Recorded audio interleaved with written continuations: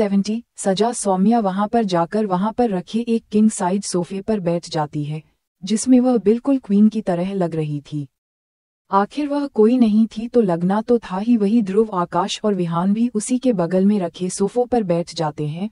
उन बड़े हुए लोगों और सौम्या और बाकी तीनों के बीच में एक कांच की दीवार थी, और दूसरी ओर सौम्या के कुछ लोग भी थे, जो सौम्या को देखकर अपना सर झुकाकर खड़े थे और अगले ऑर्डर का इंतजार कर रहे थे। सौम्या, क्या? इन्होंने अपना मुंह खोला। एक गार्ड जो अंदर ही था उन लोगों के साथ, वह कहता है, जी क्वीन, इनका कहना है कि यह काम ये लोग आपस में मिलकर ही करते थे, बाकी उनके साथ और कोई भी शामिल नहीं था। क्वीन, ये झूठ कह रहे हैं, क्योंकि इतना बड़ा गैंग बनाकर और अलग अलग शहरों में इनको भेजना और इतनी सारी लड़कियों को ब्लैकमेल करना इनके बस की बात नहीं है। और यह जो इनका लीडर बना बैठा है, ये भी इनका लीडर नहीं है, बल्कि कोई और है जो छुप कर बैठा हुआ है। ठीक है, एक काम करो, जब उन्होंने मुंह खोलने ही नहीं है, तूने मार दो। और ऐसे लोगों की मैं क्या सजा देता हूँ, ये तो तुम्हें पता ही होगा। चलो एक एक करके शुरू करते हैं, उनकी चीखें सुनने में मजा आएगा। गार्डन अपना सर झुकाकर एक आदमी के पास जाता है और उसे शीशे के दूसरी साइड लाकर खड़ा कर देता है। उसके ठीक सामने सौम्या थी और दोनों के बीच में कांच की दीवार थी। वह गार्ड सबसे पहले उसे आदमी का बचा हुआ लास्ट कपड़ा भी उतार देता है और उसे देख रेहान अपना मुंह बना लेता है और कहता है, क्वीन का इस तरह मारना जरूरी है? क्वीन, क्यों, तुम्हें कोई प्रॉब्लम है क्या? तुमको इनकी दर्द से तकलीफ हो रही है? विहान, नहीं नहीं, मुझे क्यों तकलीफ होगी, बस इन लोगों को ऐसे देखकर मुझे उल्टी सी आती है। क्वीन, तो उल्टी कर दो, लेकिन मैं काम में डिस्टर्ब मत करो, नहीं तो पनिशमेंट मिलेगी। पनिशमेंट का नाम सुनते ही विहान चुप हो जाता है। उसके बाद क्वीन अपने गार्ड को आगे बढ़ने का इशारा करती है, तो गार्ड अपने हाथ में रखे एक तलवार से उसे आदमी का में पार्ट काट कर अलग कर देता है, और ऐसा होते ही उसकी चीज उसे पूरे इलाके में गूंज जाती है। उसकी चीख सुनते ही ध्रुव, आकाश और विहान और वहां पर मौजूद क्वीन के गार्ड थोड़ी देर के लिए इधर उधर देखते हैं, लेकिन ज्यादा डरते नहीं, क्योंकि उन्हें इन सब की आदत थी। लेकिन वहां पर बंधे लोग सदमे में ही चले जाते हैं और डर के मारे उनके चेहरे पीले पड़ जाते हैं और वह सभी कांपने लगते हैं, क्योंकि थोड़ी देर पहले ही क्वीन ने कहा था कि इन सभी को की मारना है। लेकिन उन्हें नहीं पता था कि क्वीन उन्हें इस तरह से मारेगी। उन सभी के मुंह बंद थे, इसलिए कोई कुछ कह भी नहीं पा रहा था। लेकिन क्वीन यानी कि सौम्या, उसने एक सेकंड के लिए भी अपनी नजरें उसे आदमी से नहीं हटाई और अपनी नफरत भरी नजरों से उसे देखती रही। वही जिस आदमी के साथ ये सब हुआ था, वह वहीं जमीन पर दर्द से तड़पता हुआ खुद को मारने की भीख मांग रहा था, और थोड़ी देर में वह बेहोश हो जाता है। उसके बाद वहां पर खड़ा गार्ड उसके सर पर बंदूक रखता है और सर के बीचों बीच में चला देता है, जिससे वह इस वक्त मर जाता है। इसी तरह वह एक के बाद एक सभी लोगों को मार देता है। अब सिर्फ एक ही आदमी बचा था। उसे जैसे ही लेकर आगे आते हैं और उसके मुंह से कपड़ा हटाते हैं, वह रोते हुए कहता है, क्वीन प्लीज मुझे सीधा मार दो, लेकिन ये सब मेरे साथ मत करो। मुझे जितना भी पता है मैं आपको सब बता दूंगा, लेकिन प्लीज मेरे साथ ये सब मत करो। क्वीन उसे देखकर बोलने का इशारा करती है, तो वह कहता है, मुझे नहीं पता वह कौन है, लेकिन इतना पता है कि वह यही मुंबई में ही रहता है। वह बस हमको ऑर्डर देता था और हम उसके लिए काम को करते थे। क्वीन, और वह तुम्हें ऑर्डर किस तरीके से देता था? वो आदमी, उसका हमेशा एक लेटर आता था और उसे पढ़ने के बाद उसे जलाना हमारा काम होता था, लेकिन वह हमेशा अलग अलग एड्रेस से आता था। लेकिन वह जो भी एड्रेस थे हमेशा मुंबई के ही होते थे, लेकिन अलग अलग जगह के। इसके अलावा हम लोगों को कुछ भी नहीं पता है। उसकी बात सुनकर सौम्या अपने गार्ड को इशारा करती है, तो वह आदमी सीधा उसे आदमी के सर पर बंदूक चल देता है और वह वहीं पर ढेर हो जाता है। वहां पर कांच की दीवार के दूसरी साइड चारों तरफ खून ही खून हुआ था। ऐसा लग रहा था कि वहां पर खून की नदी बह रही है। तो मैं अपनी जगह से खड़ी होती है और उन गार्ड को कहती है, ये सब कचरा यहाँ से साफ करवाओ। इतना कहकर वह उसे बंगलो से बाहर आती है, उसके साथ साथ उसकी बाकी के 3 दोस्त भी, और वहां से बाइक लेकर वह लोग वापस अपने अपने घर की ओर चल देते हैं। घर जाकर को सीधा अपने रूम में जाती है, फ्रेश होती है और नीचे जाकर राजीव जी की गोदी में अपना सर रखकर सोफे पर लेट जाती है। राजीव जी उसके सर पर हाथ फेर कर कहते हैं, क्या हुआ प्रिंसेस, आप परेशान लग रही हैं? कॉलेज में कोई आपको परेशान तो नहीं कर रहा है ना? अगर ऐसा है तो हमें बताओ, हम सब ठीक कर देंगे सौम्या। जो डैड, ऐसा कुछ भी नहीं है, बस हम थोड़ा थक गए हैं। राजीव जी देख सकते थे कि आज उनकी प्रिंसेस का मूड ठीक नहीं है, तो वह सीता जी को कुछ इशारा करते हैं। उसके बाद अपना फोन निकाल करके देवांश को मैसेज करते हैं। 5 मिनट बाद देवांश दौड़ते हुए घर के अंदर की ओर आता है और सामने देखा है तो सौम्या राजीव जी की गोदी में लेटकर एक तक सामने की ओर देख रही है और कुछ सोच रही है। सौम्या का सच में मूड ठीक नहीं था, क्योंकि उसे आदमी का कैसे पता लगाना है उसे कुछ भी समझ में नहीं आ रहा था, जिसकी वजह से इतनी सारी लड़कियों की जिंदगी बर्बाद हो गई थी और होने वाली थी। तभी उसे देवांश की आवाज आती है जो कह रहा था, मॉम आज मैंने सोचा हम लोग मिलकर आज कुकिंग करते हैं। सीता जी, आइडिया तो अच्छा है, वैसे भी बहुत दिन हो गए हैं हमने मिलकर कुछ भी नहीं बनाया। राजीव जी, हाँ आज पहली बार इस लड़के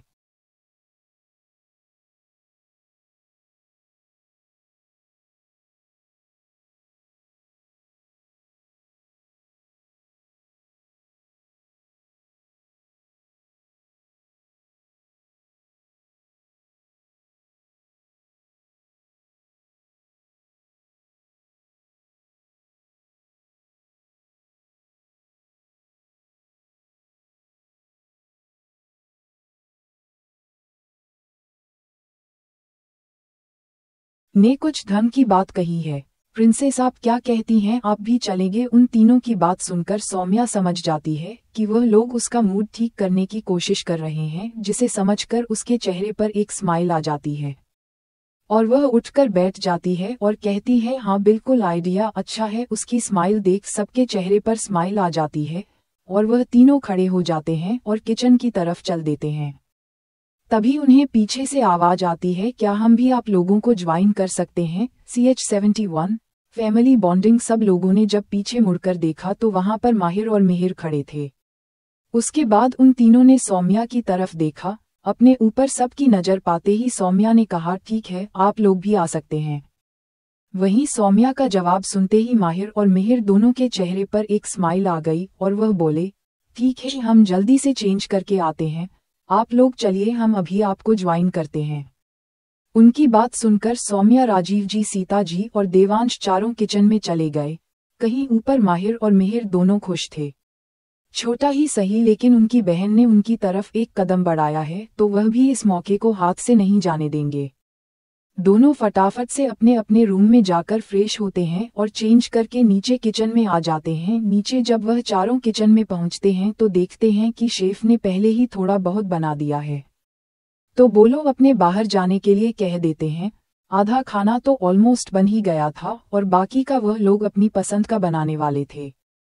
सौम्या, मुझे व्हाइट सॉस पास्ता खाना है तो मैं वो बनाऊंगी। सीता जी, आज शेफ ने अभी तक मीठे में कुछ नहीं बनाया तो मैं सोच रही हूँ केक बना देती हूँ। उसके बाद सौम्या और सीता जी दोनों राजीव जी और देवांश की ओर देखते हैं और तुमसे पूछते हैं, आप लोग क्या करने वाले हैं? राजीव जी को कुकिंग तो नहीं आती थी और नहीं देवांश को, तो दोनों ही एक साथ बोलते हैं, हम आप दोनों की हेल्प कर देंगे।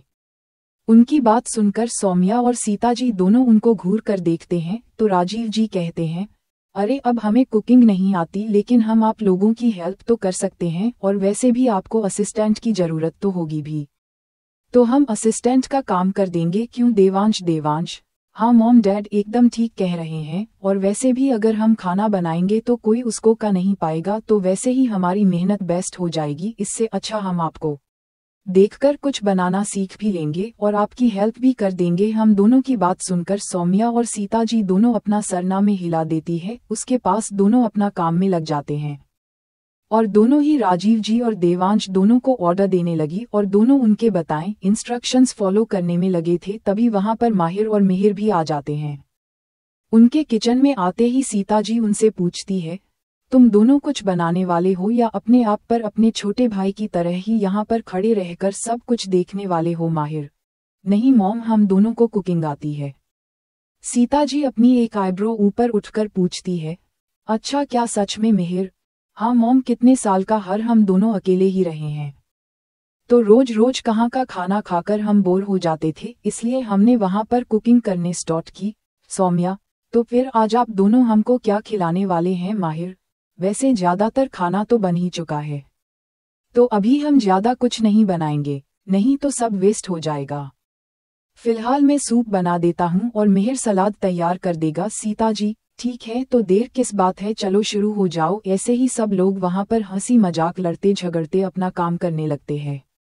सौम्या जब अपने भाई को वेजिटेबल कट करते हुए देखते हैं, जो कि फिर किसी प्रोफेशनल की तरह सब्जियां काट रहा था, तो उसकी तारीफ करते हुए कहती है, वाह भाई, यू आर अमेजिंग, आप तो एकदम प्रोफेशनल की तरह सब्जियां काट रहे हो। अब तुम्हें बिना खाए भी कह सकती हूँ कि आप खाना अच्छा ही बनाते होगे। कहीं सौम्या की बात सुनकर और उसके मुंह से अपने लिए भाई सुनकर माहिर थोड़ा इमोशनल हो जाता है, क्योंकि उसने आज इतने सालों बाद अपनी बहन के मुंह से अपने लिए भाई शब्द सुना था, और उन्हें अंदर अंदर गिल्ट था कि उनकी वजह से उन्होंने अपनी बहन को बिना वजह ही सजा दे दी, और अब उसकी याददाश्त को चली गई है और वह उनको भूल भी गई है।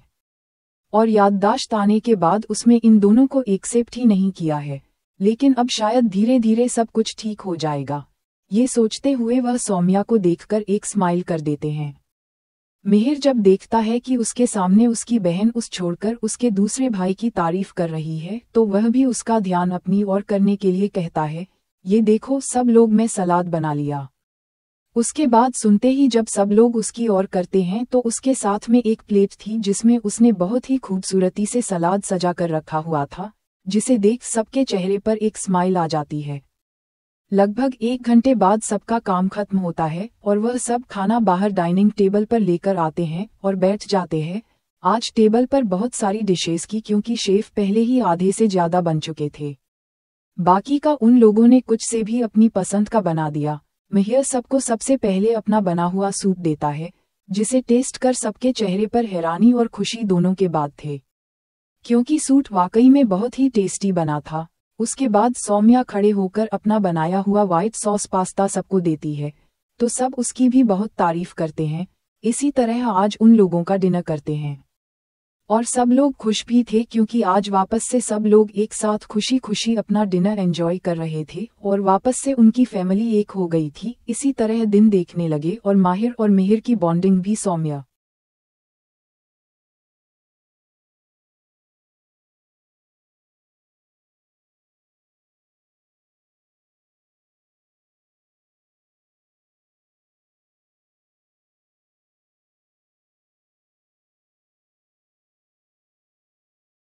आके साथ अच्छी हो गई। आप दोनों ही सौम्या के इस नए देखकर खुश थे। इस बीच सौम्या ने उसे आदमी को ढूंढने की बहुत कोशिश की, लेकिन वह उसको ढूंढ ही नहीं पा रही थी, जिस वजह से उसे खुद पर भी गुस्सा आ रहा था। लेकिन वह रोज की तरह ही दिल्ली कॉलेज जाती है और अपनी कंपनी के स्पीच उसका एक बार भी सामना डेविल्स ग्रुप के साथ नहीं हुआ। पर इसी तरह एक हफ्ता निकल गया। CH-72 दो सोनिया सफेद हॉस्पिटल उठकर अपने पहले एक्सरसाइज वगैरह करती है और तैयार होकर नीचे नाश्ते के लिए चली जाती है। उसके बाद अपने बाइक की चाबी उठाकर अपने कॉलेज के लिए निकल जाती है। उसके साथ साथ थी उसके तूने दोस्त भी उसके साथ ही पूछते हैं। वह चारों अपनी क्लास की तरफ जा रहे होते हैं कि तभी एक लड़की, जिसने इस वक्त व्हाइट कलर का सूट करना हुआ था, हॉट साइड से एक चोटी बनाई हुई थी, वह क्लास के बाहर जल्दी पहुंचने में निकलती है और क्लास के अंदर आ रहे हैं सौम्या और उसकी गए से टकरा जाती है। वह जल्दीबाजी में उन्हें सॉरी कहती है और वहां से जाने लगती है कि सौम्या उसका हाथ पकड़कर कहती है, हीर व्हाट हैपेंड, इतनी जल्दीबाजी में कहाँ जा रही है, सब ठीक तो है ना। वही वह लड़की जिसका नाम हीर था और इस वक्त वह बहुत घबराई हुई थी, वह सौम्या को देखते हुए कहती है, देखो प्लीज मुझे जाने दो, अभी मुझे कुछ मत पूछो, मेरा यहाँ से जाना करो जरूरी है, नहीं तो सब कुछ खत्म हो जाएगा। सौम्या उसको देखकर समझ जाती है कि शायद वह किसी मुसीबत में है और वह उसे उन लोगों से शेयर नहीं करना चाहती। चलो उसका हाथ छोड़ देती है और ध्रुव को देखकर एक इशारा करती है। उसका इशारा समझकर ध्रुव तुरंत ही अपना फोन निकाल करो और किसी को मैसेज करता है। इसमें फिर वहां से भागते हुए बाहर निकल जाती है। उसके बाद सौम्या और उसके तीनों दोस्त भी क्लास में आकर बैठ जाते हैं। सौम्या सबसे पीछे वाली सीट पर बैठी है और जल्दी से अपना लैपटॉप निकालकर उसमें कुछ करने लगती है। उसने इस वक्त हीर का मोबाइल हैक कर लिया था। उसके बाद है उसका फोन चेक करने लगते हैं, लेकिन जैसे जैसे वह उसे देख रही थी, गुस्से के मारे उसकी आंखें लाल हो जाती है, क्योंकि इस वक्त को क्लास में बैठी थी और अपना गुस्सा निकाल भी नहीं सकते थे। वह जल्दी से अपनी जगह से उठती है, अपना बैग लेकर टीचर के पास जाती है और कहती है, सॉरी सर लेकिन एक इमरजेंसी है इसलिए मुझे जाना होगा। टीचर भी उसकी इमरजेंसी वाली बात सुनते हैं तो उन्हें लगाओगे जरूर, सामने को गर्ल्स प्रॉब्लम हुई होगी तो वो भी उसे जाने के लिए हाँ कर देते हैं। क्लास के बाहर निकलते ही समय अपने तीनों दोस्तों को कुछ मैसेज करती है, उसके बाद पार्किंग में जाकर अपनी बाइक लेती है और होटल ब्लू हेवन की ओर चल देती है। आधे घंटे का रास्ता बताओ 10 मिनट में ही नाप लेती है। आज जल्दी से होटल के 10वीं फ्लोर पर जाती है और सीधा रूम नंबर 1015 के सामने खड़ी हो जाती है और कुछ दरवाजे को घूर कर देखने लगती है। फिर वह अपने पैर से एक जोरदार किक मारती है जिससे वह दरवाजा एक झटके में ही खुल जाता है। वहीं दरवाजा खोलने की आवाज सुनकर अंदर बेड पर लेट एक आदमी जिसके नीचे हीर छटपटा रही थी और बहुत रो रही थी और खुद को छोड़ देने की भीख मांग रही थी। जब वह दरवाजे की तरफ देखती है जहां पर इस वक्त सौम्या गुस्से में खड़ी हुई थी और उसकी आंखें गुस्से के मारे एकदम लाल की पड़ी थी, उसके अंदर हिम्मत आती है और वह उसे आदमी को अपने ऊपर से धक्का मारकर साइड में गिरा देती है और भागकर सौम्या के पास आती है और उसके गले लग जाती है और उसे गले लगाकर जोर से रोने लगती है। सौम्या कुछ ऐसे ही एहसास होता है कि फिर उसके गले लगाकर रो रही है तो उसको खुद से दूर करती है और एक थप्पड़ खींचकर उसके गाल पर मार देती है। हीर को सौम्या के इस रिएक्शन की बिल्कुल भी उम्मीद नहीं थी। वह अपने उसे घर पर हाथ रख एक तक सौम्या को देख रही थी जो कि उसे गुस्से से ही घूर कर देख रही थी। तो वहीं जो आदमी बैठकर लेटा हुआ था वो अपने सामने सौम्या को देखकर गुस्से में देखते हुए कहता है, ये लड़की कौन है तू और तेरी हिम्मत कैसे हुई इस तरह मेरी कमरे में घुस आने की? चल निकल यहाँ से, पर यह जो कुछ भी तूने आपको ड्रामा लगा रखा है उसे अभी के अभी बंद कर। इतना बोलते हुए वह जैसे सौम्या के पास आता है और उसे छूने ही वाला होता है कि सौम्या अपना पैर उठाकर उसके मेन पार्ट पर मरती है जिससे कि वहां पर एक जोरदार चीख की आवाज चारों तरफ गूंज पड़ती है। CH-73 हीर को मिला सौम्या का साथ और वह आदमी नीचे जमीन पर गिर जाता है। उसके पास वाले वापस से अपनी जगह हीर की तरफ करती है जिससे कि हीर डर कर को कदम पीछे चले जाते हैं। सौम्या गुस्से से उसके पास आती है और कहती है, पूछा था ना मैंने क्या प्रॉब्लम है, तो बताया क्यों नहीं? लगता है तुम यहाँ पर कुछ ज्यादा ही इंजॉय कर रही थी। सौम्या की बात सुनकर हीर का गुस्सा आ जाता है और वह चिल्लाते हुए कहती हैं, सौम्या बकवास बंद करो अपने, मैं यहाँ पर कोई अपनी मर्जी से नहीं आई थी, मजबूरी में मुझे यहाँ आना पड़ा। सौम्या, और उस मजबूरी का नाम क्या है बताना जर हीर। इस आदमी के पास मेरी कुछ प्राइवेट फोटो है, उसने कहा कि अगर मैं यहाँ नहीं आई तो वह लीक कर देगा। सौम्या, और तुम्हारा जहाँ आने का फायदा क्या होता? हीर उसे कंफ्यूजन में देखते हैं तो सौम्या उसे देखते हुए कहती है, ये तुम्हारे साथ वह सब करता है जो ये करना चाहता था, पर वह यहीं पर नहीं रुकता। वो तुम्हें बार बार बुलाता और अलग अलग लोगों के पास भेजता, तब तुम क्या करती? क्या वह काम करने को मान जाती? बोलो लास्ट वर्ड। सौम्या चिल्लाकर बोलती है, हीर नहीं, मैं उसे जान से मार देती। सौम्या, तो फिर अभी क्यों नहीं मारा? क्यों इसका शिकार बनने जा रही थी? क्या अपना आत्मसम्मान होने के बाद ही तुम इसे मारती? क्या उसे बचाते हुए तुम उसे नहीं मार सकती थी? हीर सौम्या की बातों को समझ रहे थे, जिसे सुनकर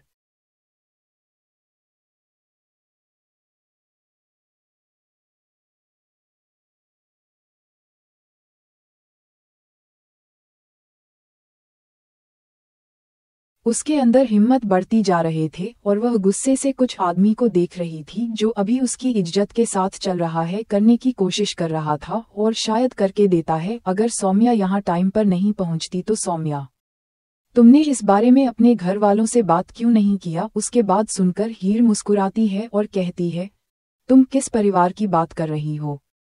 जिसके होने से तो अच्छा है मैं ये दुआ करती कि मैं अनाथ होती। उन लोगों ने कभी भी मुझे अपने परिवार का हिस्सा माना ही नहीं, उन्हें बस मेरी प्रॉपर्टी से मतलब है। सौम्या, ठीक है, बाकी की बातें हम बाद में करेंगे, फिलहाल के लिए तुम मेरे साथ चलोगे मेरे घर? आज के बाद तुम्हें वहां जाने की जरूरत नहीं है। हीर, पर मैं तुम्हारे साथ कैसे? सौम्या, पर वर कुछ नहीं, अपना हुलिया सुधारो, उसके बाद मेरे साथ चलो। उसके बाद फिर उससे कोई बहस नहीं करती और बाथरूम चली जाती है। अभी वहां पर कुछ लोग आते हैं जो कि सौम्या के हित थे।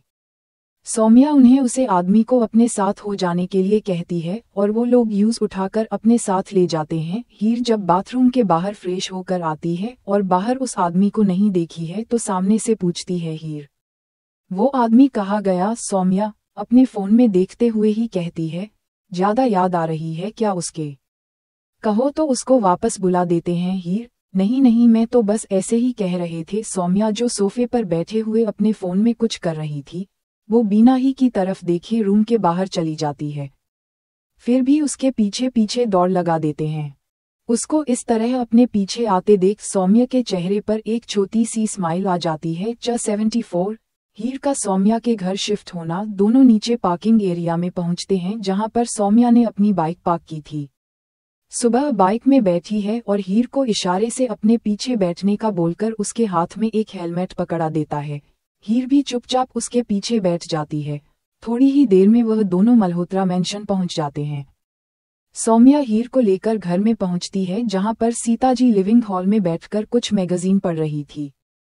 जब वह सौम्या को घर आकर देखते हैं तो कहती है, क्या बात है, आज तुम घर जल्दी आ गई? आज क्लासेस नहीं थी क्या? सौम्या, क्लासेस तो थी मॉम मेरी, लेकिन मेरी फ्रेंड को कुछ प्रॉब्लम आ गई थी, इसलिए उसकी हेल्प के लिए मुझे कॉलेज से आना पड़ा। इतना बोलकर वह हीर की तरफ इशारा करती है। सीताजी जब सामने का इशारा करके हीर को देखते हैं तो वह कंफ्यूजन में सौम्या को देखते हैं। सौम्या हीर का हाथ पकड़कर अपने रूम की ओर जाते हुए अपने मॉम से कहती है, मॉम मैं अभी आती हूँ, फिर आपसे बात करूंगी। इतना कहकर वह वहां से चले जाती है। नहीं, सीताजी उसको जाते ही देखते रह जाती है और कहती है, इस लड़की का पता नहीं क्या होगा। सौम्या हीर को अपने रूम में लाती है, उसके लिए कुछ कपड़े निकालकर उसे पकड़ती है और चेंज करने के बाद नीचे आने को कह देती है। उसके बाद वह नीचे अपनी मॉम के पास चली जाती है और उन्हें हीर के बारे में सब कुछ बता देती है, जिसे सुनकर सीताजी को हीर के लिए बहुत बुरा लगता है। साथ ही उन्हें अपनी बेटी के फैसले पर भी बहुत प्राउड फील होता है। तब तक वह सीढ़ियों की तरफ देखते हैं जहां से हीर उन्हें आती हुई दिखाई देती है। सीताजी, अरे आओ बेटा हमारे साथ बैठो। हीर, थैंक यू आंटी। फिर वह सौम्या की तरह देखते हुए कहती है, सौम्या अब हमें जाना चाहिए। सौम्या, और कहाँ जाओगी तुम? हीर, अपने घर। सौम्या, घर? सीरियसली, तुम्हें वह किस एंगल से अपना घर दिखाई देता है? वह मकान तुम्हारे लिए घर से ज्यादा सुसाइड पॉइंट है। तुम्हें पता है ना, 21 साल की होती है जो प्रॉपर्टी तुम्हारा नाम हो जाएगी, और उसके बाद वह लोग तुम्हारे साथ क्या करेंगे? सीताजी कंफ्यूजन में सौम्या की ओर देखती है तो सौम्या उन्हें बताती है, मॉम दरअसल इसके दादा दादी के साथ एक ही बेटे थे और वह थे इसके पापा। कुछ टाइम बाद उन्हें एक बच्चा गोद लिया जो उन्हें मंदिर के बाहर भीख मांगते हुए दिखाई दिया। उसे देखकर उन लोगों को दया आ गई तो उन्होंने उसे देख ले लिया। इसके पैदा होने के कुछ दिन बाकी उसके मम्मी पापा दोनों की के डेथ हो गई एक कार एक्सीडेंट में, और इसके दादा दादी ने अपनी विल में सारी प्रॉपर्टी हीर के नाम कर दी और उसे विल के मकान मुताबिक अगले साल 21 के होते हैं सारी प्रॉपर्टी अपने आप इसके नाम ट्रांसफर हो जाएगी। और इस प्रॉपर्टी के लालच में वह गोद लिया बच्चा जो अब इसका चाचा बन बैठा है, कैसे भी करके जो अगले साल प्रॉपर्टीज इसके के नाम हो जाएगी तो वह अपने नाम करवा लेगा, और वो उसे अपने नाम करवाने के लिए हो कुछ भी कर सकता है। तो आपको क्या लगता है, इसे वहां जाना चाहिए या नहीं जाना चाहिए? सीताजी एकदम से बोल पड़ी, नहीं बेटा, बिल्कुल नहीं, आप उसे घर में नहीं जाओगे। और आप बिल्कुल भी चिंता मत करो, आपके उसे चाचा से तो हम लोग निपट लेंगे। आज से तुम यहीं मेरे पास रहो। वैसे भी मुझे एक बेटी की बहुत ख्वाहिश है जो शायद आपको याद पाकर पूरी हो जाए। Saumya, what do you mean mom? एक लड़की से आपका क्या मतलब है कि मैं लड़की नहीं हूँ? सीताजी, शरीर भले ही तुम्हारा अगर लड़की का है लेकिन हरकतें तुम्हारी बिल्कुल भी लड़कियां जैसे नहीं है। अभी भी देखो जरा खुद को कैसे बैठी हुई हो। सौम्या खुद को देखते हैं जो अपने हाथ सोफे पर चलाकर अपने पैर के ऊपर पर चढ़कर एकदम फेल कर बैठी हुई थी। फिर सीताजी हीर की तरफ इशारा करती है, मुझे बहुत ही शालीनता से बैठी हुई थी। ऐसे बैठती हैं लड़कियां। सौम्या घूरकर सीताजी और हीर को देखती है, फिर कहती है, चलो अच्छा है जब आपको पसंद की बेटी मिल ही गई है, इसलिए आपसे मैं रहता चिल्लाना बंद कर देना। उसके बाद वह हीर को देखते हुए कहती है, शाम को हम लोग तुम्हारे घर चलेंगे, जो भी इम्पोर्टेंट पेपर्स या फिर तुम्हारे कपड़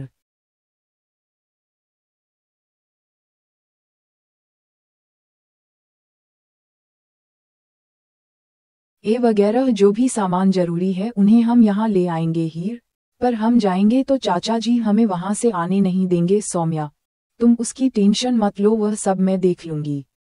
मॉम का प्लीज फिर के लिए एक रूम तैयार करवा दीजिए हीर। लेकिन मैं यहाँ कैसे आप लोगों के बीच में, सौम्या, तो तुम्हें यहाँ अजीब लगेगा क्यों हीर? हाँ अजीब तो लगेगा क्योंकि बात है 1 या 2 दिन की नहीं है। ऐसी किसी के घर में रहना अच्छा नहीं लगता सौम्या। ठीक है तो तुम हमें रेंट पर कर सकती हो, लेकिन तुम रहोगे तो यही, क्योंकि न तो तुम्हारा उसे घर में रहना सेफ है नहीं बाहर किसी और जगह, क्योंकि जहां भी तुम रहोगे वह लोग तुम्हें ढूंढते हुए आ ही जाएंगे। हीर को सौम्या की बात ये ठीक लगती है और साथ ही अगर वह यहाँ रहने का रेंट देगी तो उसे यहाँ रहने में अजीब भी नहीं लगेगा, तो वो सौम्या को ओके बोल देती है। उसकी हाँ सुनते ही सौम्या अपने रूम में चली जाती है। CH75 चैप्टर 75 सौम्या अपने रूम में आती है और अपना फ़ोन लेकर एक नंबर मिलती है, दूसरी तरफ वाला एक रिंग में ही फ़ोन उठा लेता है। सौम्या, क्या पता चला? दूसरी तरफ से एक आदमी क्वीन, उसे आदमी का कहना है कि उसे ये सारी फोटोज उसे लड़की के चाचा की बेटी ने दी थी। सौम्या, ठीक है आगे क्या करना है ये तुम्हें पता है? आदमी और क्वीन। सौम्या अपना फ़ोन साइड रख अपना लैपटॉप खोलती है और ही के चाचा की फैमिली की पूरी डिटेल निकाल लेती है।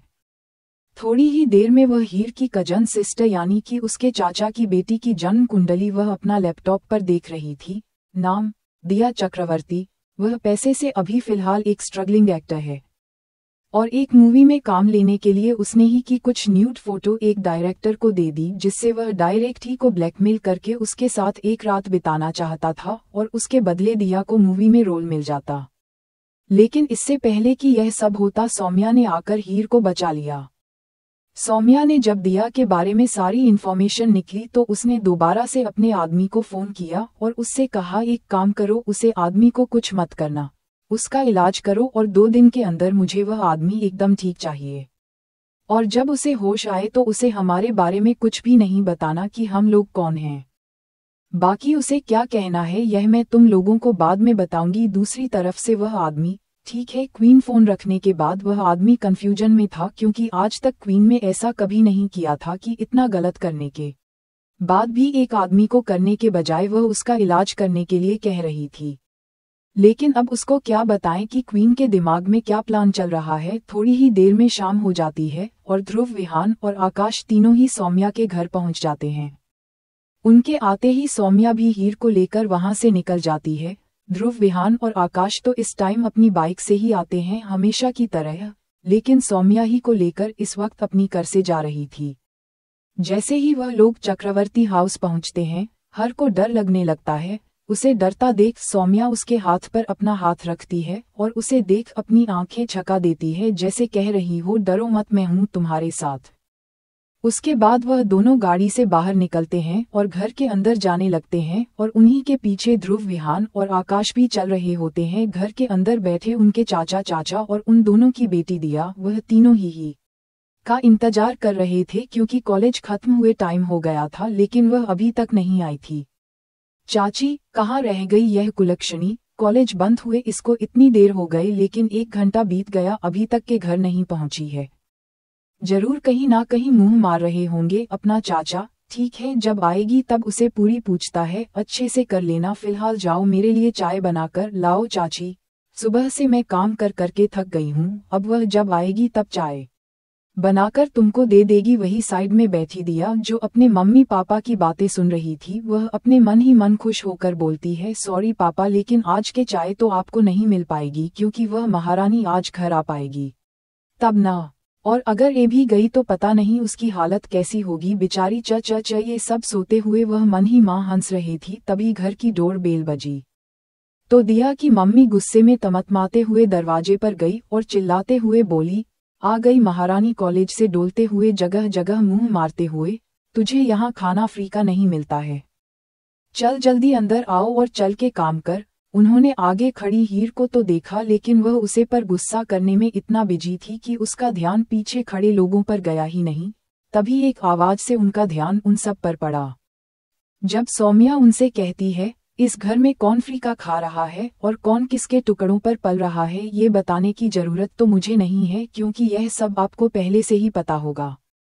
खैर जो भी है ये सब ज्यादा दिन तक नहीं चलेगा। सौम्या की आवाज सुनकर जब उसकी चाची ने सौम्या की ओर देखा और साथ ही उसके पीछे खड़े 3 लड़कों की ओर गई तो वह हीर को देखते हुए बोली, अब ये कौन से भिखारी को तू अपने साथ उठा कर लेकर आए है? हीर, चाची वह सब मेरे दोस्त है चाची। और तुझे यहाँ अपने दोस्तों को लाने की इजाजत किसने दी? और हिम्मत कैसे हुई इस लड़की की मुझे उल्टा बोलने की? और तो इसको यहाँ हमारे घर लेकर आए हैं, लगता है पर ज्यादा ही निकल आए हैं, काटने पड़ेंगे। इतना कहकर जैसे ही वह अपना हाथ उठाकर उसको मारने ही वाली थी कि सामने ने एकदम से आगे जाकर उनका हाथ पकड़कर मोड़कर उनकी पीठ से लगा दिया, जिससे वह चिल्ला उठी। उनकी आवाज सुनते ही वहां पर बैठे ही के चाचा और उनकी बेटी दिया जल्दी से वहां पर आए और बोले, ये लड़की, यह हमारे घर पर आकर यह क्या तमाशा लगा रखा है तुम लोगों ने? छोड़ो उसे और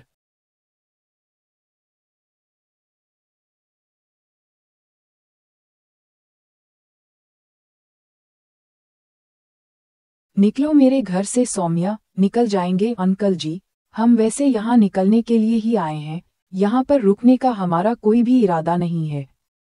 फिर वह हीर की तरफ देखती है और कहती है, ओ मैडम, तुम जरा अपने पैरों को तकलीफ देखकर अपने कमरे तक जाओगी, यहीं पर खड़े रहकर तमाशा करना है? उसके बाद सुनकर ही जल्दी से अंदर जाकर अपने कमरे में चली जाती है।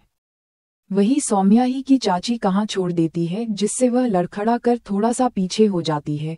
सौम्या अपने तीनों दोस्तों को देखकर कहती है, ख्याल रखना जरा, इन तीनों का मैं भी आती हूँ। इतना कहकर वह भी उसी तरफ चली जाती है जहां से अभी हीर गई थी। सौम्या जब उसके रूम में जाती है तो देखी है यह एक स्टोर रूम के जैसा रूम था, जिसके अंदर ही जल्दी जल्दी एक बैग में अपने सारे डॉक्यूमेंट और कपड़े को पैक कर रही है। सौम्या, तो ये है तुम्हारा महल हीर, तुम हमारा मजाक उड़ाना बंद करोगी? सौम्या, बिल्कुल नहीं, मैं बस यहाँ तुमसे किया खाने आई थी कि मैं बाहर जाकर तुम्हारे चाचा को अल्टीमेटम देने वाली हूँ कि अगले साल ये प्रॉपर्टी तुम्हारा नाम होते ही वह लोग एक घर को छोड़कर चले जाए। और जब मैं उनसे ये सब कहूंगी तुम बीच में नहीं बोलोगी हीर? लेकिन फिर वह लोग कहाँ जाएंगे? सौम्या, ये सब उन्होंने तुम पर इतने सारे टॉर्चर करने से पहले सोचना चाहिए था। खैर ये सब सोचा तुम्हारे चाचा चाची का काम था जो मुझे सोचना पड़ रहा है। मैं सिर्फ कुछ टाइम तक तुम्हारी हेल्प करूंगी, लेकिन उसके आगे का काम तुम्हें खुद करना होगा। खुद को मजबूत बनाना होगा ताकि कोई भी एरा गैरा आकर तुमको हट ना कर सके। सौम्या की बात हीर के दिल को छू जाती है और उसकी आंखें भी ना हो जाती है। वह समझ रही थी कि सौम्या भले ही सख्त होकर उसके सामने उसको डांटे हुए उसको सारी बातें समझा रही है, लेकिन वह जो कुछ भी कर रही है वह गलत नहीं है, बल्कि वह जो कुछ भी कर रही है वही को पहले ही कर देना चाहिए था। लेकिन उसमें इतनी हिम्मत नहीं थी, इसीलिए वह सौम्या को देखकर बस मुस्कुरा देती है। सौम्या, ये दांत बाद में दिखाना, पहले जल्दी से फटाफट अपनी पैकिंग करो, उसके बाद नीचे चलकर तुम्हारे गोद लिए हुए रिश्तेदारों को भी संभालना है। हीर, हाँ बस हो ही गया, लेकिन क्या वह इतनी आसानी से हमें जान देंगे? क्योंकि हर महीने कंपनी से जो प्रॉफिट मिलता है वह सीधा हमारे अकाउंट में एडवोकेट अंकल ट्रांसफर कर देते हैं, और ये लोग वह हमसे जबरदस्ती ले लेते हैं। सौम्या, इसकी चिंता तुम मत करो, तुम बस चलो हमारे साथ, दोनों नीचे आ जाते हैं। वही हीर के चाचा और दिया हीर के हाथ में बैग देखकर थोड़े टेंशन में आ जाते हैं। फिर हीर को डांटते हुए कहते हैं, हीर तुम्हारी हिम्मत कैसे हुई हम लोगों के खिलाफ जाकर घर छोड़ने की?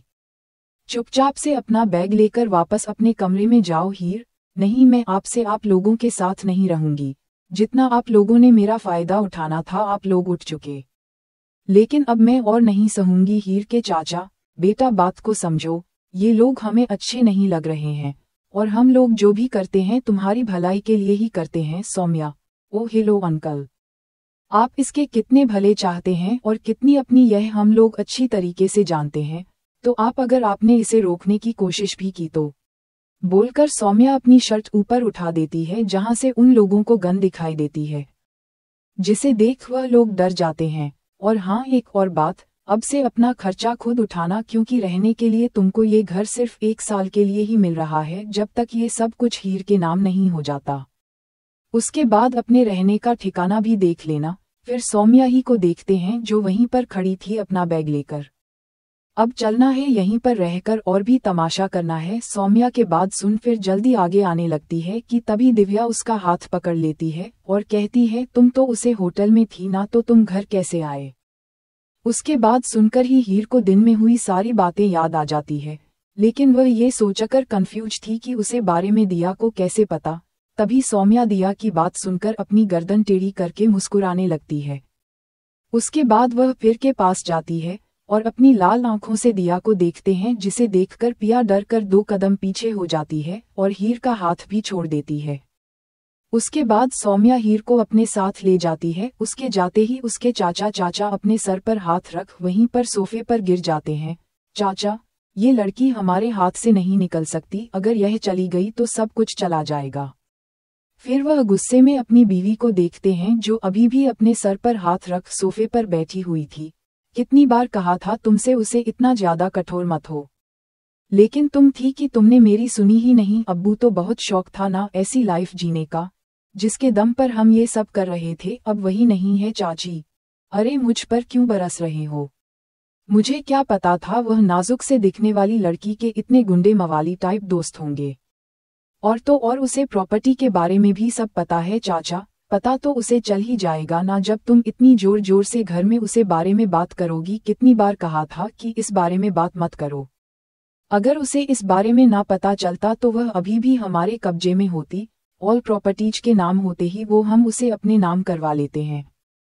अब हमारे हाथ से सब कुछ निकल चुका है चाची। नहीं, अभी भी सब कुछ नहीं निकला है। वह हमेशा थोड़ी ना अपने दोस्तों के साथ रहती होगी। जब भी वह हमको अकेले दिखेगी हम उसे कैसे भी करके अपने साथ ले आएंगे। वही एक साइड में दिया बैठी अपने अलग ही टेंशन में थी। वह ये सोच कर परेशान हो रही थी कि अगर ही ठीक ठाक है, मतलब वह उसे होटल में उसे डायरेक्टर के साथ नहीं थी, मतलब उसे वह रोल नहीं मिलेगा, इसके लिए उसने इतनी सब कुछ प्लानिंग की।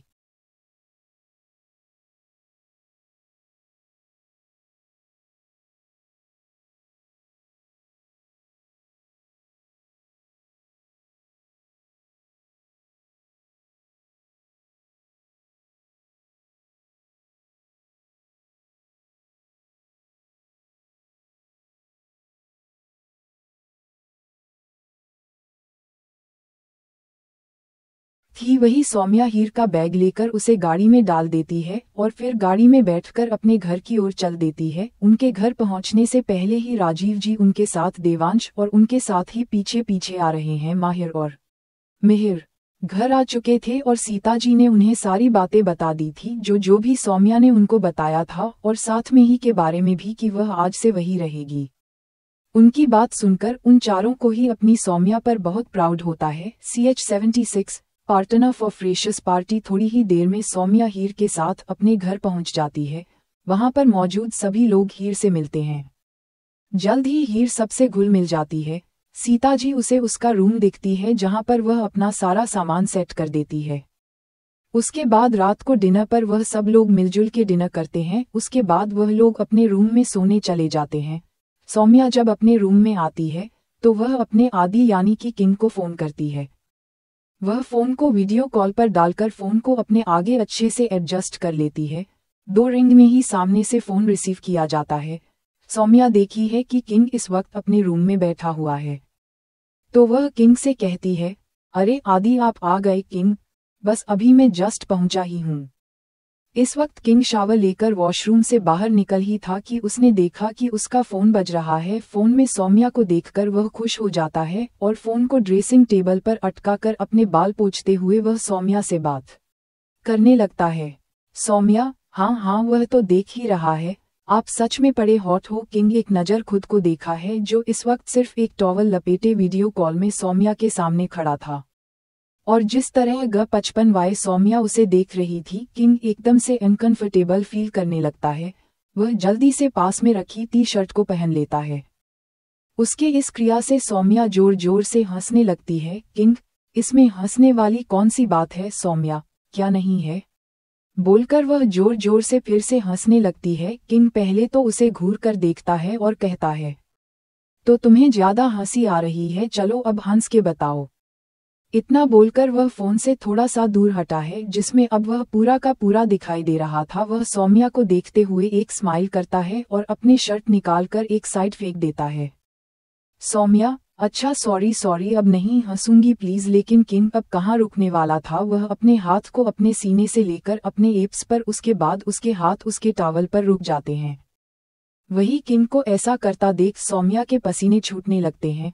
क्यों अपने टॉवल को थोड़ा सा लूज करता है तो सौम्या कहती है, नो प्लीज ऐसा मत करो प्लीज। अच्छा सॉरी ऐसा मत करो। सौम्या की हालत देख किंग वापस से टॉवल को अपने कमर में बांधता है, फिर एक एक करके अपने सारे कपड़े पहन लेता है और टॉवल को वही साइड में रख देता है।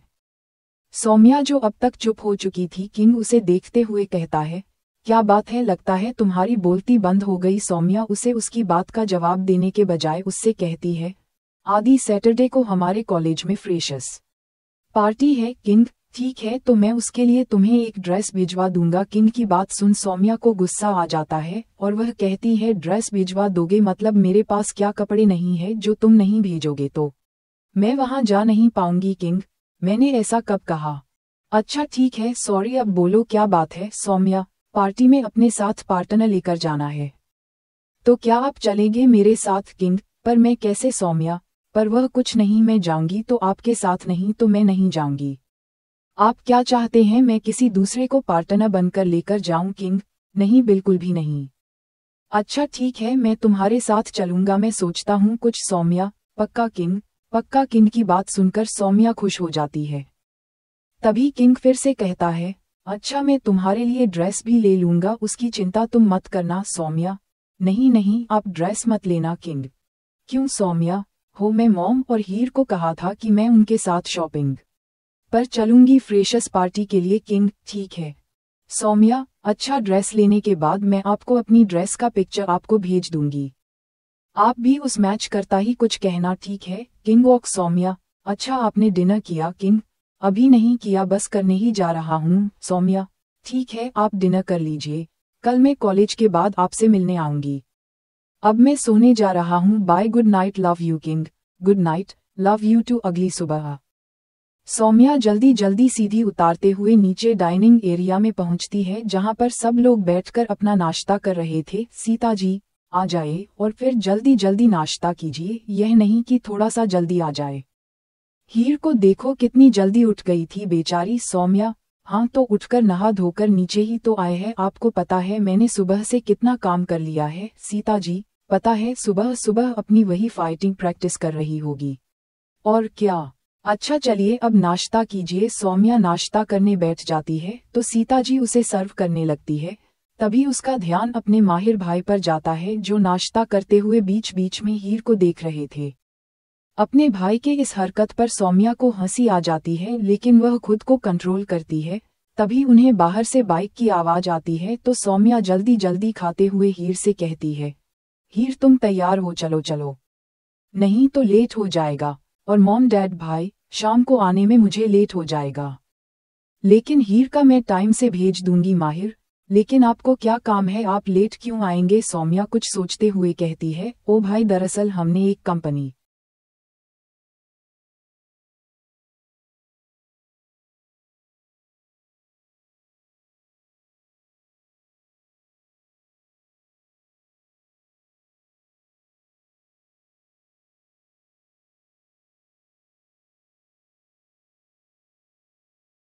में अप्लाई किया था और कुछ दिन पहले उन्होंने हमें इंटरव्यू के लिए भी बुलाया था, जिसमें हमारा सिलेक्शन हो गया।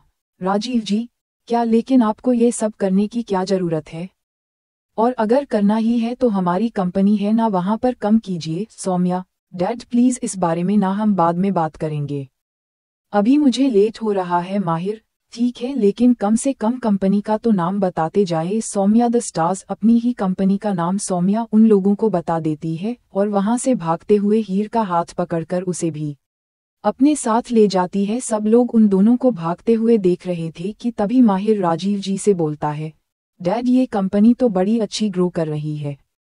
नहीं, नई कंपनी है लेकिन इसका काम बहुत बढ़िया है, लेकिन जहां तक मैंने सुना है इस कंपनी में किसी का भी सिलेक्शन इतनी आसानी से नहीं होता। राजीव जी, तो तुम क्या हमारी बेटी को कम समझते हो। वह अपने कॉलेज की टॉपर है। राजीव जी की बात सुनकर माहिर भी हाँ मैं अपना सहला देता है और उसके चेहरे पर एक मुस्कान थी, क्योंकि उसे याद आ जाता है कि उसको ट्रॉफी, मेडल और सर्टिफिकेट उन लोगों ने ही तो दिए थे। वही बाहर सौम्या एक हेलमेट खुद पहनती है और दूसरा ही को पकड़ाती। उसके बाद अपनी बाइक लेकर वह अपने बाकी तीनों दोस्तों के साथ कॉलेज को चल देती है। कॉलेज पहुंचकर वह लोग जल्दी जल्दी अपने क्लास में चले जाते हैं। जब एक लेक्चर खत्म हो जाता है तो विहान सौम्या के पास आता है और कहता है यार एक बड़ी टेंशन है सौम्या। और वह क्या आकाश? यार हमें फ्रेशर्स पार्टी के लिए पार्टनर चाहिए। सौम्या के साइड वाली सीट में हीर बैठी थी। सौम्या उसको भी अपने पास बुला लेती है, फिर अपने बात की तीनों दोस्तों से कहती है एक तो ये रही, यह तुम तीनों में से एक के साथ ही जाएगी, इस बात का तुम लोग ध्यान रखना। आप किसके साथ जाएगी यह तुम लोग डिसाइड कर लो। फिर वही को देखकर कहती है तुम बताओ तुमको इन तीनों में से कौन पसंद है? हीर? कोई भी नहीं।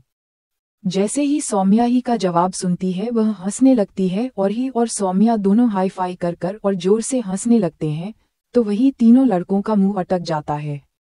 सौम्या अच्छा जोक्स अपार्ट, आप फ्रेशर्स पार्टी में जाना है तो पार्टनर तो चाहिए ही, तो तुम लोग एडजस्ट कर लो। ध्रुव मेरे पास है एक पार्टनर, मैं उसके साथ आऊंगा। आकाश फिर तुम मेरे साथ चलना। उसके बाद सुनकर हीर भी ओके कर देती है। फिर वह लोग विहान की ओर देखते हैं जो क्लास में चारों ओर देख रहा था, लेकिन किसी लड़की के पास जाने की हिम्मत नहीं कर पा रहा था क्योंकि उसे रिजेक्शन से डर लग रहा था। तभी उसके मदद करने के लिए सौम्या एक लड़की से कहती है आर्या तुम्हें फ्रेशर्स पार्टी के लिए पार्टनर मिला या नहीं? आर्या जो उनकी क्लासमेट थी वह सौम्या की बात सुनकर उसकी ओर देखते हैं और कहती है नहीं यार, अब तक मैं किसी से पूछा ही नहीं। सौम्या तो तुम्हारे विहान के बारे में क्या ख्याल है? वह भी अकेला है। Arya Vihaan are you okay? अगर मैं तुम्हारे साथ चलो तो विहान के पेट में तो तितलियां उड़ने लगती है, लेकिन वह अपने चेहरे पर नहीं आने देता। वह कहता है ठीक है तो मैं तुम्हें पिक करने आ जाऊंगा। आर्या भी उसे ओके करके वहां से वापस अपनी सीट पर चली जाती है। सौम्या चलो सबका जुगाड़ हो गया। फिर हीर? सौम्या लेकिन तुम किसके साथ आओगे? हीर की बात सुनकर सौम्या अपने तीनों दोस्तों की ओर देखती है, फिर ही के पास जाकर कहती हैं उसे दिन देख लेना। उसके बाद वह लोग अपने सारे लेक्चर अटेंड करते हैं। सौम्या विहान को हर को घर तक ड्रॉप करने का बोलकर वह किंग की कंपनी में चले जाती है। वहां पहुंचते ही वह अनुपम को फोन करती है तो वह उसे जल्दी से नीचे लेने चला जाता है और उसे पार्किंग की प्राइवेट लिफ्ट से लेकर सीधा किंग के केबिन में पहुंचा देता है, जो कि किंग की प्राइवेट लिफ्ट थी CH-77। ऑफिस रोमांस लिफ्ट सीधा किंग के केबिन के दरवाजे के बगल में थी और कहीं पर किंग के 2 गार्ड भी हमेशा खड़े रहते थे। सौम्या जैसे ही लिफ्ट से बाहर निकली उसे सामने किंग के 2 बॉडीगार्ड दिखाई दिए जिनका नाम था बलवंत और शेरा। सौम्या को देखते हुए उन दोनों ने एकदम से अपना सर नीचे झुका लिया और उसे ग्रीट किया, good evening madam Saumya. Hello Balwant भाई और शेरा भाई, कैसे हैं आप लोग? काफी दिन हो गए आप लोगों से मिले हुए। शेरा और बलवंत दोनों एक साथ। हम एकदम ठीक है मैडम, थैंक यू पूछने के लिए। सौम्या किंग तुम लोगों को ज्यादा परेशान क्यों नहीं करते हैं, और अगर करते हैं तो मुझे बताना। बलवंत नहीं नहीं मैडम, किंग तो बहुत अच्छे हैं, वह बिना गलती के किसी को भी सजा नहीं देते। सौम्या अच्छा ठीक है मैं अंदर जाती हूँ, अगर तुम लोगों को कभी भी कोई परेशानी हो तो मुझे जरूर बताना। इतना कहकर वह अंदर चली जाती है। जैसे ही वो का केबिन का दरवाजा खोलती है, सामने देखती है तो किंग एक फाइल को पढ़ रहा था। वह भाग कर जाती है और किंग की गोदी में बैठ जाती है और उसे टाइट से हग कर लेती है। उसकी इस हरकत से पहले तो किंग चौंक है, फिर जैसे हो उसे सौम्या के होने का एहसास होता है। वह भी उसे अच्छे से पकड़कर अपने ऊपर बैठाता है और उसके गले लग जाता है। Saumya I miss you so much. उससे थोड़ा सा दूर होती है और उसके चेहरे पर अपनी किसेस की बारिश कर देती है। तुम भी अपनी आंखें बंद कर अपनी बीवी की करीबी को महसूस कर रहा था, क्योंकि सच में वह उसे बहुत दिनों बाद मिल रहा था। पर उसको भी अपनी बीवी की बहुत याद आई थी, इसीलिए वह उसे ऐसे ही आधे घंटे तक अपनी गोदी में बचाए रखता है, उसे खुद से दूर नहीं जाने देता। वह उसकी गर्दन में अपना मुंह घुसे उसकी खुशबू को सूंघकर उसे सुकून मिल रहा था। जब उसे बर्दाश्त नहीं होता तो वो उसे अपनी गोदी में उठाता है और अपने केबिन में बने अटैच्ड रूम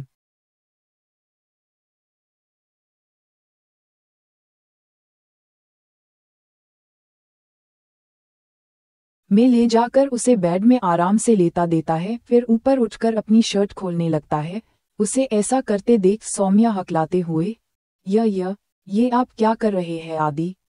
किंग, वही जो तुम समझ रही हो सौम्या, पर अभी ऑफिस आवर्स खत्म नहीं हुए हैं किंग। इतने दिनों बाद अपनी प्यारी वाइफ से मिल रहा हूँ। ऑफिस आवर्स गया तेल लेने, वैसे भी कोई भी नहीं एन वाला यहाँ। इतना कहकर वो अपना फोन निकलकर किसी को MSG करता है, फिर उसे साइड में फेंक अपनी शर्ट को पूरा उतार साइड में फेंक देता है, जिससे उसकी मुक्युलर बॉडी दिखाई देती है।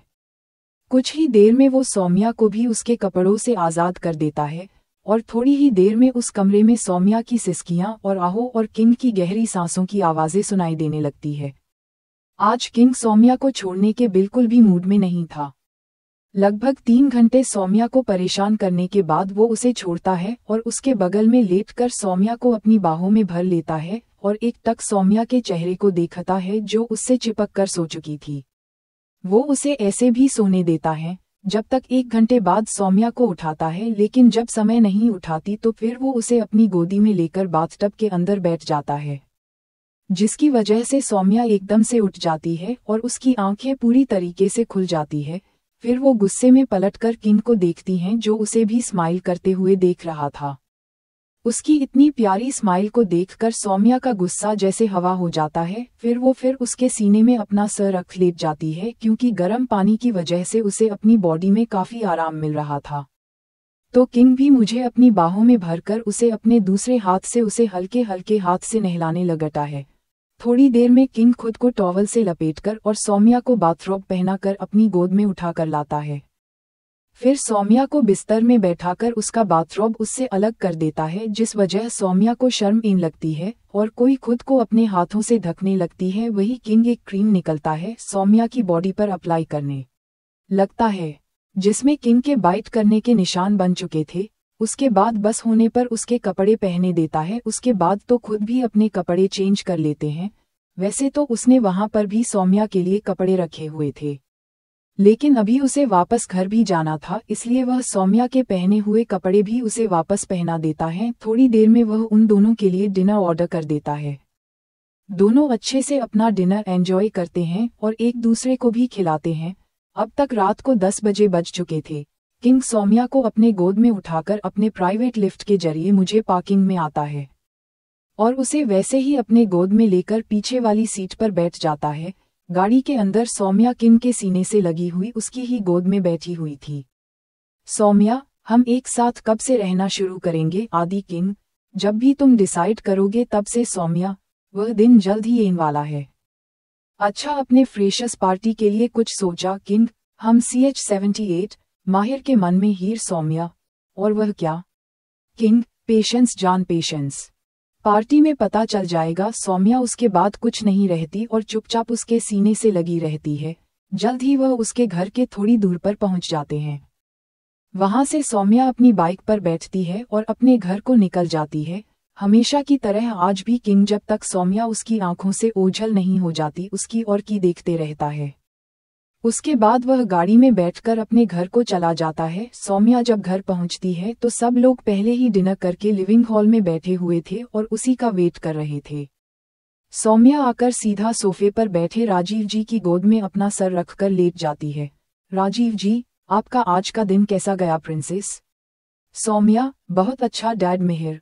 सौम्या, आज तुम्हारा ऑफिस में एक दिन कैसा रहा? और तुम्हारे बॉस कौन है? बहुत ही मिस्टीरियस है, किसी को भी पता नहीं कि उसे कंपनी के मालिक कौन है। सौम्या, पता नहीं भाई, ये तो मुझे भी नहीं पता। वह जब भी ऑफिस आते हैं वह अपनी प्राइवेट लिफ्ट के जरिए ही आते हैं, जिससे कि हमें उनके आने के बारे में पता ही नहीं चलता। और वैसे भी आज तो मेरा पहले ही दिन था और मैं वहाँ सिर्फ एक इंटर्न हूँ, इसलिए वहाँ के बारे में मुझे ज्यादा नहीं पता। माहिर, वह ठीक कह रही है मेहर, वह बस एक इंटर्न है, उसे इतना सब कुछ कैसे पता होगा। अच्छा, आपने डिनर किया? सौम्या, हाँ भाई कर लिया। हीर, मैं सोच रही थी कि जब सौम्या पढ़ाई के साथ साथ जॉब कर सकती है तो मैं भी जॉब करने का ही सोच रही थी। राजीव जी, ये तो बहुत अच्छी बात है।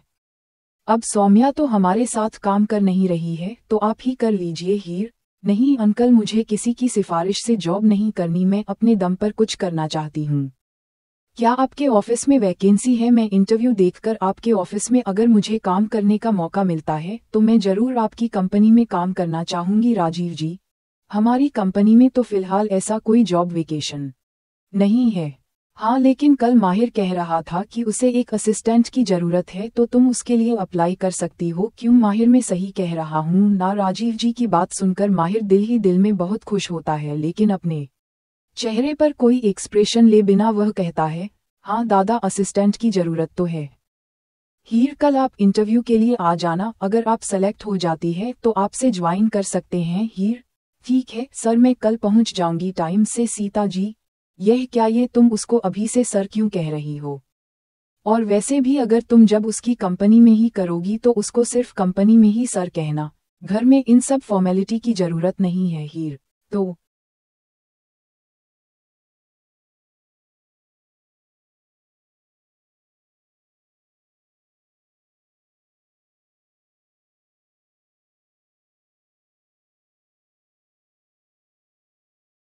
फिर मैं इन्हें क्या कहूँ? सौम्या, जो अपने भाई को ही तेरी नजरों से देख रही थी, वह हीर से कहती है, हीर, जैसे मैं माहिर भाई को भाई रहती हूँ ऐसे ही तुम भी बोलना।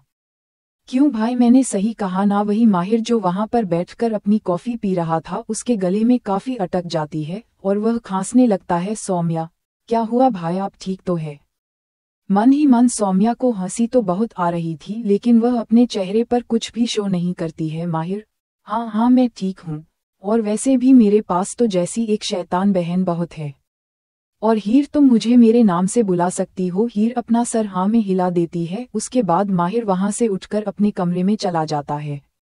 उसे इस तरह जल्दी जल्दी जाते देखा सबको उसे पर हंसी आ रही थी, क्योंकि वहां पर बैठे सब लोग कहीं ना कहीं उसकी सिचुएशन समझ रहे थे और उसके वहां से जाते ही सब लोग हंसने लगते हैं। लेकिन हीर को तो कुछ समझ ही नहीं आता। वह सबको अपनी आंखों से देखती रहती है और समझने की कोशिश करती है कि आखिर ये लोग हंस क्यों रहे हैं।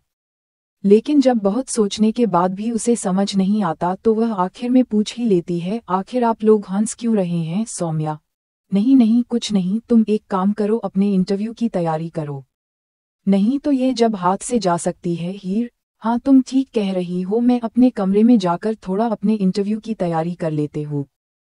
इतना कहकर वह भी उठकर अपने कमरे में चल देती है। उसके जाते ही सीता जी कहती है, कितनी प्यारी बच्ची है, मुझे तो देखते ही पसंद आ गई थी, लेकिन मुझे नहीं लगा था मेरे खड़ूस बेटे को भी पसंद आएगी। आप लोग क्या कहते हैं? मेहर, मुझे भी पसंद है। उसके इतना कहते ही सब लोग उसे घूर कर देखते हैं तो मेहर अपनी बात को ठीक करते हुए कहता है, अरे पहले मेरी बात तो पूरी सुन लो। मेरे कहने का मतलब है कि मुझे मेरे भाई की बीवी के तौर पर ये पसंद है। फाइनली मेरे भाई को कोई लड़की पसंद आई और अब इस घर में एक मेंबर और बढ़ जाएगा। राजीव जी, वह सब तो ठीक है, लेकिन पहले हीर की मन की बात भी तो पता चलनी चाहिए। उसकी राजा बंदी के बिना कुछ भी नहीं होगा। सीता जी, हाँ हाँ, तो हमने कब कहा हम उसके साथ जबरदस्ती करेंगे? और वैसे भी उसे देखकर लगता नहीं कि उसे इन सब बातों का थोड़ा सा भी पता है। थोड़े दिन उसे माहिर के साथ टाइम बिता लेने दीजिए। जब वह भी माहिर को पसंद करने लगेगी उसके बाद ही हम उससे बात करेंगे, या फिर क्या पता हमारे बात करने की जरूरत ही ना पड़े। सौम्या, अच्छा ठीक है, यह इन दोनों के बीच की बात है, अब सबको सो जाना चाहिए क्योंकि मुझे अब बहुत नींद आ रही है। सीता जी, हाँ ये ठीक कह रही है, वैसे भी सोने का टाइम हो गया है, चलिए सब अपने अपने रूम में जाए और सो जाए। अगले दिन सौम्या और हीर दोनों डाइनिंग टेबल पर बैठी अपना अपना ब्रेकफास्ट कर रही थी। तभी सीता जी उन्हें याद दिलाते हुए कहती है, आज कॉलेज से दोनों जल्दी आ जाना, याद है ना? आज हमें शॉपिंग पर जाना है। असमिया, तुम्हें ऑफिस के दूसरे दिन ही क्या छुट्टी मिल जाएगी? तुमने उनसे बात की? सौम्या, हाँ मॉम, मैंने उन्हें कल ही बता दिया था, उन्हें कोई प्रॉब्लम नहीं थी तो उन्होंने छुट्टी दे दी। वैसे भी आज ऑफिस में ज्यादा कोई काम है नहीं, इसलिए मैं आज आपके साथ शॉपिंग पर आ सकती हूँ। मैं हीर को लेकर कॉलेज से सीधा आपसे मॉल में मिलेगी। सीता जी, हाँ मेरा आना तुम्हारे साथ जरूरी है, नहीं तो तू अपने लिए वही लड़कों टाइप कपड़े खरीद लेगी। सौम्या, मॉम मैं वह कपड़े लेती हूँ क्योंकि वह कंफर्टेबल होते हैं। सीता जी, वह जितने भी कंफर्टेबल क्यों ना होते हो, लेकिन आज तो तुम मेरे पसंद के कपड़े ही लगी और इस बारे में इसके बाद में कोई भी बहस नहीं। चाहती चुपचाप कॉलेज के बाद मॉल में पहुंच जाना, मैं वही तुम लोगों का वेट करूंगी। उसके बाद सौम्या और हीर दोनों अपने कॉलेज पहुंच जाती है। सारी क्लास अटेंड करने के बाद सौम्या हीर को लेकर मॉल निकल जाती है, जहां सीता जी पहले से ही उसका वेट कर रही थी। उन्होंने उनको जी शॉप में आना था, वहां का पहले से ही बता दिया था। दोनों सीधा उसी शॉप पर जाते हैं जहां पर सीता जी ने उन्हें बुलाया था।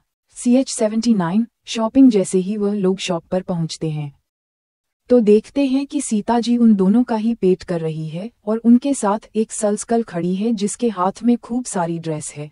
उनको देखते ही सौम्या के माथे पर परेशानी के बल पड़ जाते हैं, क्योंकि वह समझ गई थी कि जितना वह दिन भर नहीं था कि है उतना वह अगले 1 घंटे में थमने वाली है, क्योंकि उसकी माँ उसको ये सारी ड्रेस ट्राई करवा कर ही मानेगी। इसीलिए वह ज्यादा बहस ना कर सीधे उनके पास चली जाती है।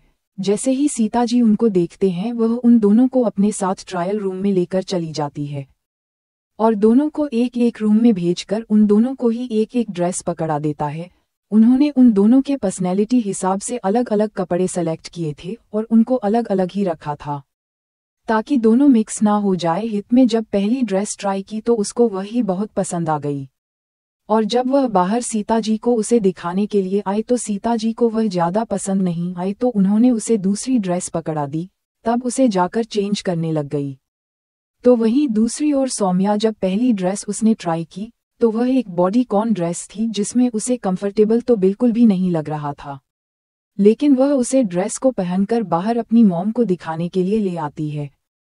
सीता जी को उसकी ड्रेस भी ज्यादा पसंद नहीं आती, तो वह उसे भी दूसरी ड्रेस पकड़कर अंदर भेज देती है और सौम्या जबरदस्ती अपना मुंह बनाकर अंदर चली जाती है। हीर को 2-3 ड्रेस ट्राई करने के बाद जो चौथी ड्रेस को ट्राई करती है वह उसे और सीता जी दोनों को ही पसंद आ जाती है और वह उसे फाइनल कर लेती है, लेकिन सौम्या को कोई भी ड्रेस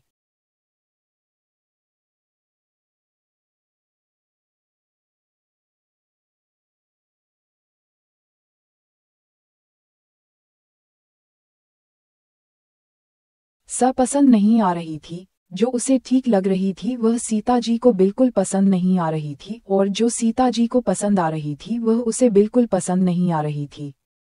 और वह अब तक नहीं भी तो कम से कम 20 से ज्यादा ड्रेस ट्राई कर चुकी थी। इस बार वह गुस्से में बाहर आती है और वह सीता जी से कहती है, मुझे नहीं चाहिए कोई ड्रेस, मैं ऐसे ही चले जाऊंगी। मेरी पसंद का आप ले नहीं रहे हैं और आपकी पसंद मुझे पसंद नहीं आ रही है। तभी वहां पर एक दूसरी सल्सकल आता है और वह सौम्या को देखकर कहती है, मैं अगर आपको ये पसंद नहीं आ रही है तो आप एक बार चलकर हमारा प्रीमियम कलेक्शन भी देख सकती हैं।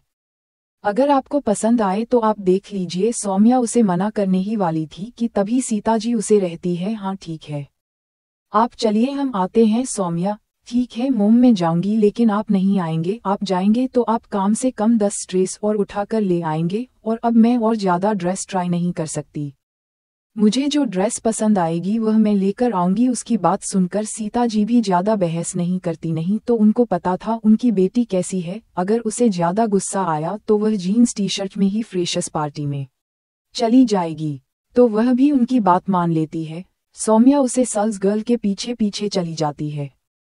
जैसे ही वह वहां पहुंचती है उसका फोन बजता है, तो वह फोन स्क्रीन पर देखी है तो उसके आदि का फोन आ रहा था। वह उसको जल्दी से उठती है और शिकायत करते हुए कहती है, आदि मैं बहुत परेशान हो गई हूँ, प्लीज मेरी हेल्प करो ना, मुझे कोई भी ड्रेस पसंद नहीं आ रही है। किंग, मेरे रहते तुम्हें टेंशन लेने की कोई जरूरत नहीं है। वहां पर मैंने फोन करके पहले ही एक ड्रेस तुम्हारे लिए तैयार करवा दी थी, तुम उसे जाकर देख लो और पसंद आए तो ले लेना। और हाँ, पेमेंट करने की कोई जरूरत नहीं है, वह मैंने पहले ही कर दी है। सौम्या, क्या अगर आपने पहले ही पसंद कर दी थी तो मुझे पहले क्यों नहीं बताया? आपको पता है मैंने तब से कितनी सारी ड्रेस कर दी है और मैं। अच्छा वह सब छोड़िए, अगर मैं पेमेंट नहीं करूंगी तो मोम को क्या बताऊंगी? किंग, जो सच है वह बता देना। सौम्या, अच्छा ठीक है, मैं फोन रखती हूँ, बाद में बात करती हूँ, पहले मुझे ड्रेस देखने दो। इतना कहकर सौम्या बिना किंग की कोई बात सुन फोन काट देती है। इतने में बहुत सल्स गर्ल सौम्या को वहां पर रख सोफे पर बैठने को बोलता है और वहां से ड्रेस लेने को चले जाती हैं। थोड़ी देर में वह एक बड़े से पैकेट के अंदर हैंगर पर टंगी ड्रेस लेकर आती है। सौम्या को दूर से देखकर ही बहुत ड्रेस बहुत पसंद आती है। वह ड्रेस आगे से उसका नेट पूरा गले तक बंद था, लेकिन बैक से उसमें काफी ज्यादा डीप था। लेकिन उसके बाहर से नेट लगा हुआ था, जिसकी वजह से वह बिल्कुल भी गंदा नहीं लग रहा था। वह पूरी एक ब्लैक कलर की ड्रेस थी, जिसमें कहीं कहीं पर गोल्डन से स्पार्कल भी किया गया था। साथ ही वह एक बॉडीकॉन ड्रेस थी। अभी सौम्या उसे ड्रेस को अच्छी रही थी कि तब उसको पीछे से आवाज आती है, मुझे ये ड्रेस पसंद है, मैं यही लूंगी। सौम्या जैसे ही यह आवाज सुनती है, उसके चेहरे पर अब तक जो स्माइल थी वह गायब हो जाती है और वह पीछे मुड़कर देखती है, जहां पर टीना अपनी दोनों चंगू मांगू मतलब हिमानी और शिवानी के साथ खड़े थे और अपने चमकती आंखों के साथ इस ड्रेस को देख रही थी जो किंग ने सौम्या के लिए पसंद की थी। तभी शिवानी, जो कि टीना के साथ ही खड़ी थी, उसकी नज़र सौम्या पर चली जाती है, जो कि उसे गुस्से से ही देख रही थी। तो वह टीना के कान में उसे बता देती है कि सौम्या भी यहीं पर है। तो टीना की नज़र भी उस पर चली जाती है। उसे एक नज़र देख वह उसे इग्नोर कर आगे बढ़ाकर उसे सेल्स गर्ल के पास जाती है और कहती है, मुझे ये ड्रेस पसंद है, इस पैक कर दो। सेल्स गर्ल थोड़ा हिचकी चाहते हुए कहती है, सॉरी मैं, पर यह ड्रेस ऑलरेडी परचेस कर ली गई है।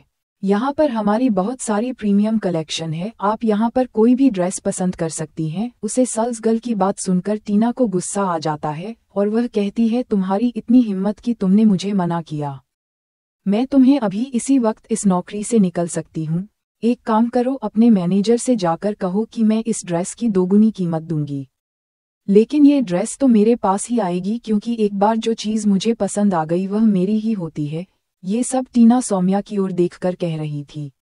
सौम्या उसे इग्नोर कर अपना ध्यान अपने फोन पर लगा लेती है और सेल्स गर्ल से कहती है, जब इन मैडम की यह सब बकवास हो जाए तो मेरे पास आ जाना सेल्स गर्ल, जो मैं, आप प्लीज मेरे साथ चलिए और यह ड्रेस एक बार आप ट्राई करके देखिए।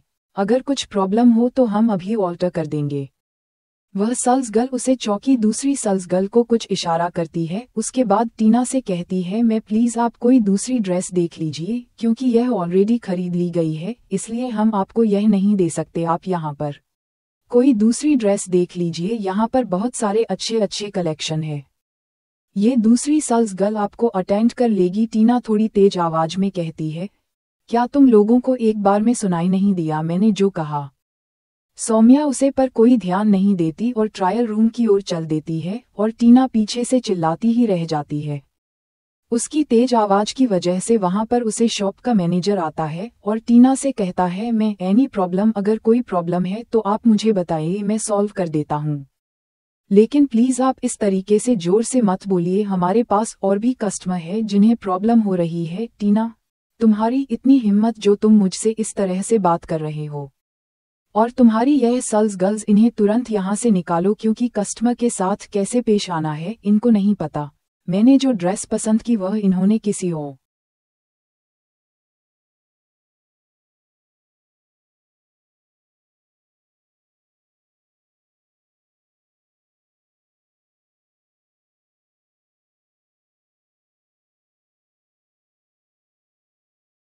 र को दे दी। टीना की बात सुनकर मैनेजर सेल्स गर्ल की ओर देखा है तो वह सेल्स गर्ल एकदम से आगे जाकर एक्सप्लेन करती है, सॉरी सर, बट यह मैं जो ड्रेस के लिए कह रही थी वह ऑलरेडी परचेस करने गई है, इसीलिए हमने इनको मना किया और दूसरी ड्रेस देखने के लिए कहा, लेकिन यह मैं सुना ही नहीं चाहती। उसे गर्ल की बात सुनकर मैनेजर टीना की ओर देखता है और कहता है, सॉरी मैम, बट ये हमारे रूल्स के खिलाफ है। जो ड्रेस एक बार परचेस कर ली जाती है उसे हम किसी दूसरे कस्टमर को नहीं दे सकते। टीना को जब लगता है कि उसकी बात यहाँ नहीं मानी जाएगी तो वह अपना पर पटकते हुए वहां से चली जाती है और उसके साथ साथ उसके पीछे खड़ी शिवानी और हिमानी भी वही ट्रायल रूम में सौम्या जैसे ही उसे ड्रेस को पहनती है तो उसे एक बार में ही वह ड्रेस पसंद आ जाती है। भले ही वह ड्रेस बॉडीकॉन थी, लेकिन उसका कपड़ा इतना सॉफ्ट था कि सौम्या को कहीं से भी अनकंफर्टेबल फील नहीं हो रहा था। वह उसे टेस्ट को उतारकर चेंज करके वह ड्रेस और सेल्स गर्ल को देकर कहती है, ठीक है, ये ड्रेस मैं ले रही हूँ, इस पैक कर दो। Sales girl, okay ma'am. मैं इसके साथ की एक्सेसरीज और फुटवियर भी हमने रखे हैं जो सर नहीं आपके लिए पसंद किए हैं, आप एक बार देखना चाहेंगे? नहीं, जो भी है आप उसे पैक कर दो। सेल्स गर्ल ओके बोलकर वहां से चली जाती है। उसके देर बाद सेल्स गर्ल अपने हाथ में कुछ बैग्स लेकर आती है और वह सौम्या को देकर कहती है, मैं ये रहा आपका सामान। मैं आप क्या कुछ और भी लेना चाहेंगे? उसकी बात सुनते ही सौम्या अपनी आंखें रोल करती है और कहती है, नहीं बस इतना ही काफ़ी है, थैंक यू सो मच। इसका बिल? सल्स गर्ल, मैं मुंह तो ऑलरेडी पे हो चुका है। उसके बाद सुनकर सौम्या अपना सर हाँ में हिलती है। उसके बाद अपने बैग्स लेकर वह दूसरी साइड चली जाती है जहां पर उसकी मॉम और हीर शॉपिंग कर रहे थे। जब वह जाती है तो देती है कि उसकी मॉम और हीर दोनों ही फुटवियर साइड में अपने लिए सैंडल पसंद कर रहे हैं, तो वह भी उनके पास चली जाती है। जब वहां जाती है तो सीताजी सौम्या को देखकर कहती है, ले ली तुमने ड्रेस? तभी उनकी नज़र सौम्या के हाथ में पड़े वैक्स पर जाती है तो वह सौम्या से कहती है, चलो फाइनली तुम्हें ड्रेस तो पसंद आए, अब मुझे दिखाओ वह कैसी है। सौम्या, मॉम घर जाकर देख लेना ना। सीताजी, अच्छा ठीक है, चलो तुम भी अपने लिए फुटवियर पसंद कर लो। सौम्या, मॉम मैंने सब ले लिया है, अब आप जल्दी से अपनी शॉपिंग कीजिए और यहाँ से चलिए, मुझे भूख भी लगी है, कुछ खाते हुए चलेंगे। सीताजी, तुम्हें सब ले लिया, वह भी इतनी जल्दी? सौम्या, हाँ तो मैं आपकी तरह थोड़ी ना हूँ, जब तक मैं आपके साथ थी तब तक ही मुझे शॉपिंग में प्रॉब्लम हो रही थी। अब देखिए, आपसे पहले मैंने अपनी शॉपिंग पूरी कर ली है। सीताजी, ठीक है, तुम्हारी शॉपिंग तो मैं घर पर जाकर ही देखूंगी कि क्या तुमने लिया क्या है। हमारा भी शॉपिंग पूरी हो ही गई है, चलो चलते हैं यहाँ से। CHAT, सौम्या की नौटंकी वहां से निकालकर वह लोग पास हुई के एक 5 स्टार रेस्टोरेंट गए। वहां पर उन्होंने अपने लिए बहुत कुछ ऑर्डर किया क्योंकि उन सभी को जोरों की भूख लगी थी। थोड़ी ही देर में उनका ऑर्डर भी आ गया और वह लोग अपना खाना शुरू करने ही वाले थे कि तभी उनको पीछे से आवाज आए। टीना सीताजी के पास आते हुए उनसे प्यार से बोले, हेलो आंटी, कैसी हैं आप? काफी टाइम बाद मिले ना हम। टीना को देखकर सीताजी के एक्सप्रेशन खराब हो जाते हैं और वह उसे रुख सा जवाब देती है, हाँ सही कहा, तुम यहाँ क्या कर रही हो? टीना, बस आंटी मैं तो यहाँ शॉपिंग के लिए आई थी, भूख लगी तो सोचा कुछ खा लेते हैं, तभी आप मुझे दिख गई। सीताजी, तो हो गई तुम्हारी शॉपिंग? टीना, नहीं आंटी अभी कहाँ, आपको तो पता ही है बड़ी मुश्किल से मुझे कुछ पसंद आता है, लेकिन जब मुझे एक ड्रेस पसंद आए तो उसे ड्रेस को सौम्या ने मुझसे ले लिया। मेरा मतलब है उसे वह पसंद आ गई तो मैंने उसे लेने दिया। सीताजी, सौम्या तुमने टीना की ड्रेस उसे ली? सौम्या, जो टीना को इग्नोर करके अपने खाने पर फोकस कर रही थी, वह ऐसे ही खाते खाते बोले, मॉम आपको तो पता ही है मुझे छीनने की आदत नहीं है, लेकिन जो चीज़ मेरी होती है वह मैं किसी को देता भी नहीं हूँ। हाँ लेकिन कुछ लोग होते हैं जिन्हें हमेशा दूसरों की पसंद की गई चीज़ ही पसंद आती है। अपने बेटी का जवाब सुन सीताजी के चेहरे पर एक ना देखने वाली स्माइल आ जाती है क्योंकि वह सौम्या का खाने का मतलब समझ रही थी। वही टीना को भी सौम्या की बातों में छुपा टॉन्ट साफ साफ समझ में आ रहा था, लेकिन क्योंकि वहां पर सीताजी भी बैठी हुई थी इसलिए वह उसे इग्नोर का सीताजी से कहती है, आंटी आपको पता है हमारे कॉलेज में फ्रेशर्स पार्टी में इस बार पार्टनर्स के साथ आना है, इसलिए मैं तो पार्थ के साथ ही जाऊंगी, मेरा बॉयफ्रेंड जो है। फिर वह सौम्या तो देखती है और उसे कहती है, सौम्या क्या तुम भी अपने बॉयफ्रेंड के साथ पार्टी में आऊंगी?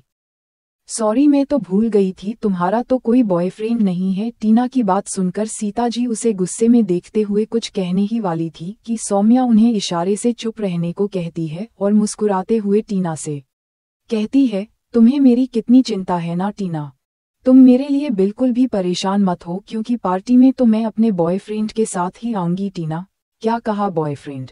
और वह भी तुम्हारा? ये कब हुआ जरा बताना। अगर तुम अपने उन 3 दोस्तों की बात कर रही हो तो सब लोग के पास अच्छी तरीके से जानते हैं कि वह मैं तुम्हारे से फ्रेंड है, बॉयफ्रेंड नहीं है, इसीलिए ये झूठ अपना तुम किसी और से करो। सौम्या उसे वैसे ही मुस्कुराते हुए कहते हैं, वैसे तुम्हें मेरी इतनी चिंता क्यों हो रही है? क्या तुम मेरी माँ हो? इस मामले में इतनी चिंता तो मेरी मॉम को भी नहीं होती। अब अगर तुम्हारी सारी बकवास हो गई है।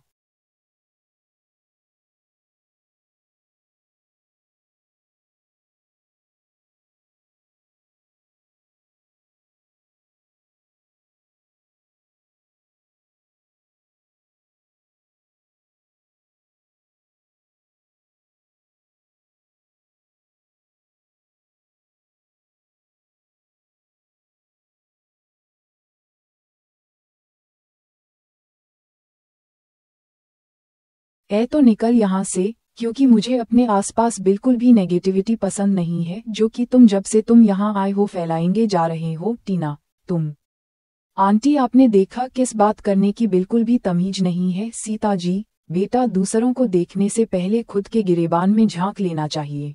वैसे एक बात सुनने में बिल्कुल ठीक नहीं, तुम्हें ऐसे जाना चाहिए। सीता जी की बात सुनकर टीना को और भी गुस्सा आता है और वह अपना पर पटकते हुए वहां से चली जाती है। उसके जाते हैं सीता जी सौम्या से कहती है, उससे तो तुमने कह दिया कि तुम्हारा बॉयफ्रेंड है, लेकिन आप अपना नकली बॉयफ्रेंड एक दिन में लाओगी कहाँ से, क्योंकि सबको पता है तुम्हारा कोई बॉयफ्रेंड नहीं है। सौम्या, आप उसकी टेंशन मत लीजिए, सब हो जाएगा, और वैसे भी बॉयफ्रेंड का इंतजार मैं पहले ही कर रखा है। सीता जी, कौन हो, क्या वह हैंडसम है, क्या करता है? सौम्या, मॉम आप भी ना।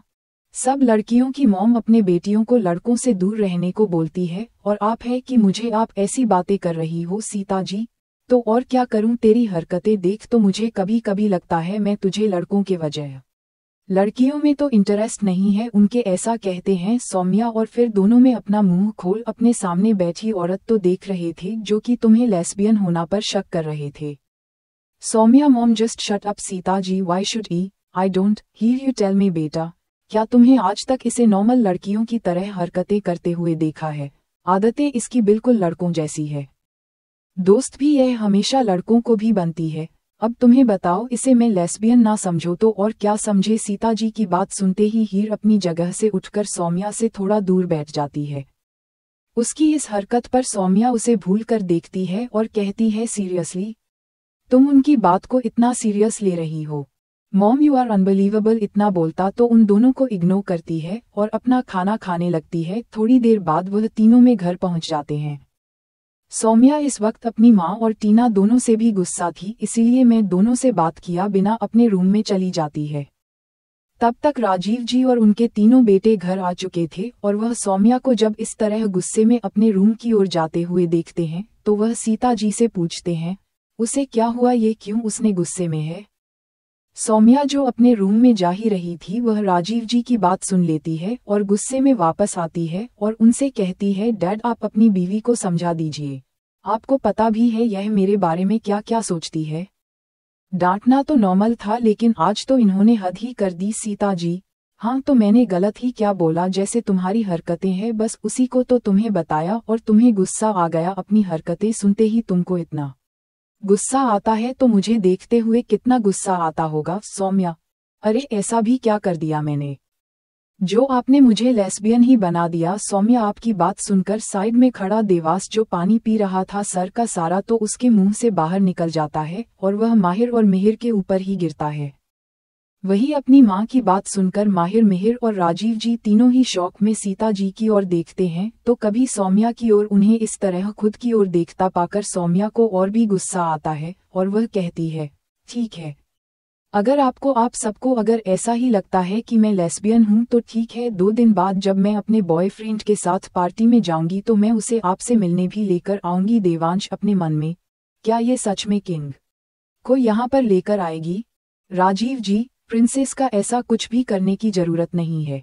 देखिए, हमको पता है आप इस वक्त जो भी बोल रहे हैं गुस्से में बोल रही हूँ, लेकिन हम सबको पता है कि आपका कोई भी बॉयफ्रेंड नहीं है। सौम्या अंदर ही अंदर खुश हो रही थी, लेकिन चेहरे पर उसने गुस्से वाले एक्सप्रेशन बनाए हुए थे। वह राजीव जी को देखते हुए कहती है, तो ठीक है, अगर आपको ये सब झूठ लगता है तो मैं अपने उसे बॉयफ्रेंड से सीधा शादी करके ही यहाँ पर आप सब लोगों से मिलने लेकर आओगे, वह भी 1 हफ्ते के अंदर अंदर। सौम्या की बात सुनकर सब लोग टेंशन में आ जाते हैं और सोचते हैं, कहीं ये किसी भी लड़की को उठाकर उसे शादी न कर लो। राजीव जी, प्रिंसेस देखिए, आपको ऐसा कुछ भी करने की जरूरत नहीं है, हमें यकीन है आप सच बोल रहे हो। सौम्या, नो डैड, अच्छा मैं बोल दिया हो तो मैं कर ही रहेंगे। अपने दामाद के आने की तैयारी कर लीजिए आप लोग, और वह कोई ऐरा गैरा इंसान नहीं है, बहुत ही पावरफुल इंसान है। कितना बोलता है। वह उन सब की तरफ अपनी पीठ करती है और अपने कमरे की ओर चली जाती है, लेकिन अपने कमरे की तरफ जाते वक्त उसके चेहरे पर एक स्माइल की जो कि कोई भी नहीं देख पाता। उसके जाते ही सब लोग टेंशन में आ जाते हैं। सीता जी तो अपना सर पकड़ के ही बैठ जाती है। हीर उनके पास आती है और उन्हें कहती है, आंटी आप टेंशन मत लीजिए, उसने बस ऐसे ही गुस्से में कह दिया होगा। वह ऐसे में थोड़ी ना किसी से भी शादी कर लेगी राजीव जी। नहीं बेटा जी, जब से उसका एक्सीडेंट हुआ है वह पूरी तरीके से बदल चुकी है, और वह जो एक बार कह देती है उसे करके भी रहती है, भले ही उसके लिए उसे दुनिया इधर की उधर क्यों ना करनी पड़ जाए। राजीव जी की बात सुनकर तो अब माहिर और मिहिर भी टेंशन में आ जाता है, क्योंकि अब तक बोलो सोच रहे थे कि सौम्या ने जो भी कहा ऐसे ही गुस्से में बोल दिया होगा और थोड़ी ना सच में ऐसे भी शादी कर लेगी, लेकिन वहीं देवांश मन ही मन सौम्या को उसकी चालाकी के लिए शाबाशी दे रहा था। मेरी बहन आखिर कितनी ज्यादा चालाक है, अपनी शादी के बारे में घर वालों पर यह इस तरीके से बम फोड़ेगी, इस तरीके से तो वह पड़ी भी नहीं जाएगी। और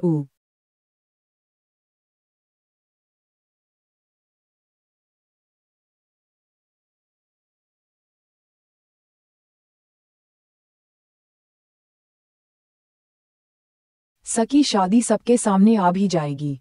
वाह मेरी बहना, क्या कहने हैं तुम्हारे, ये सब सोचता होगा वह वहां से अपने कमरे की ओर चला जाता है। CH81 पार्टी के लिए क्लब पहुंचना, वही आज सब अपने कमरे में चले तो गए थे, लेकिन सबकी आंखों से नींद गायब थी। माहिर और मिहिर दोनों ही अपनी बहन के लिए टेंशन में थे कि आखिर अब उनकी बहन जाने क्या करने वाली है।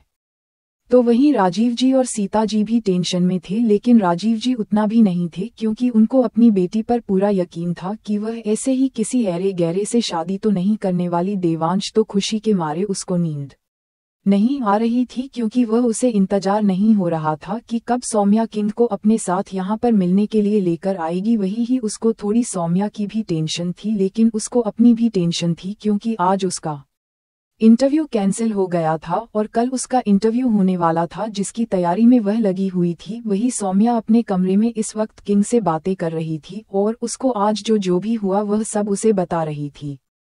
वही किंग जैसे जैसे सौम्या की बात सुन रहा था वैसे वैसे उसे शौक लगता जा रहा था।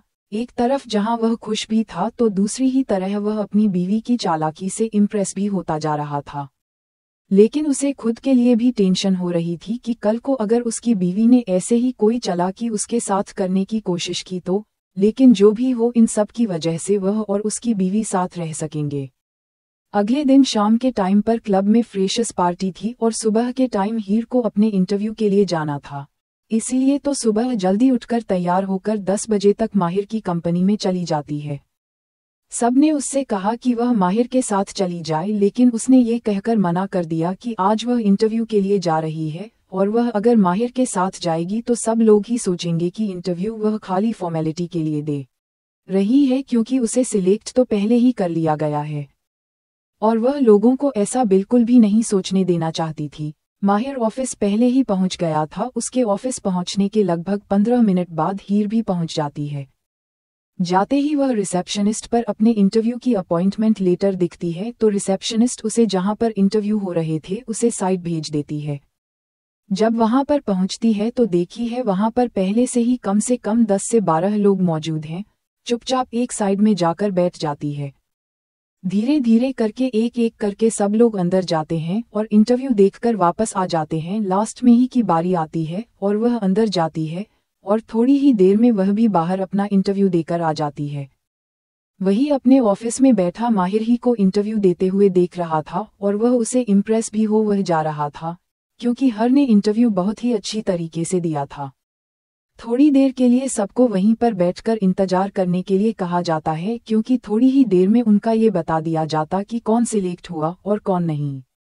थोड़ी ही देर में वहां पर यह बता दिया जाता है कि हीर का सिलेक्शन हो गया है और उसके साथ ही एक और लड़की का जिसका नाम नैना था।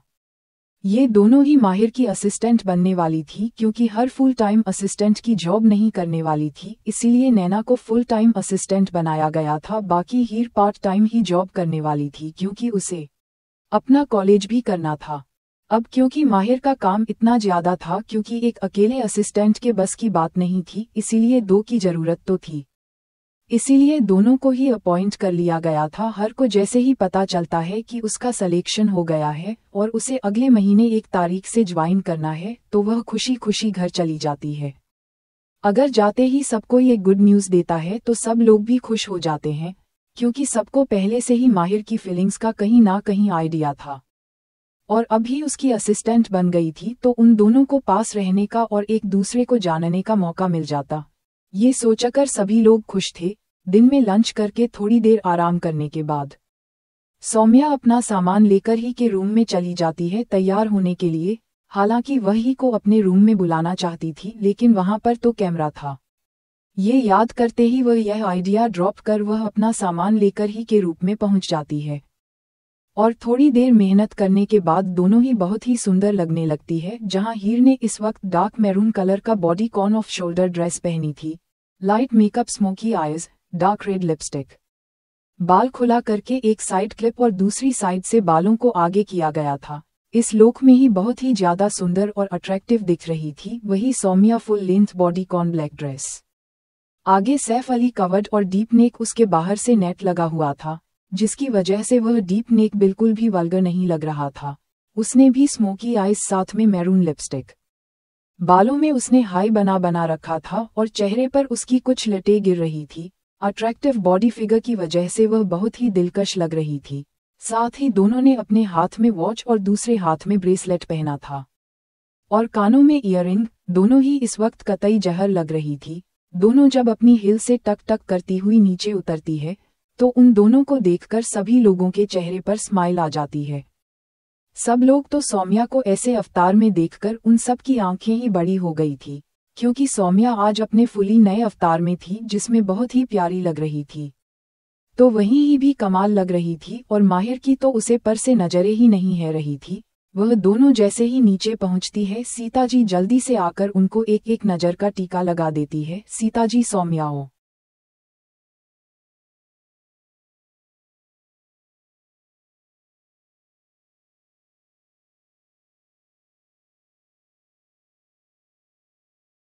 हीर दोनों की तरफ देखकर कहती है, कितनी प्यारी लग रहे हैं मेरी बच्चियां, किसी की नजर ना लगे। उसके बाद वह सौम्या को देखकर कहती है, मेरी बेटी लड़की बनकर कितनी प्यारी लग रही है।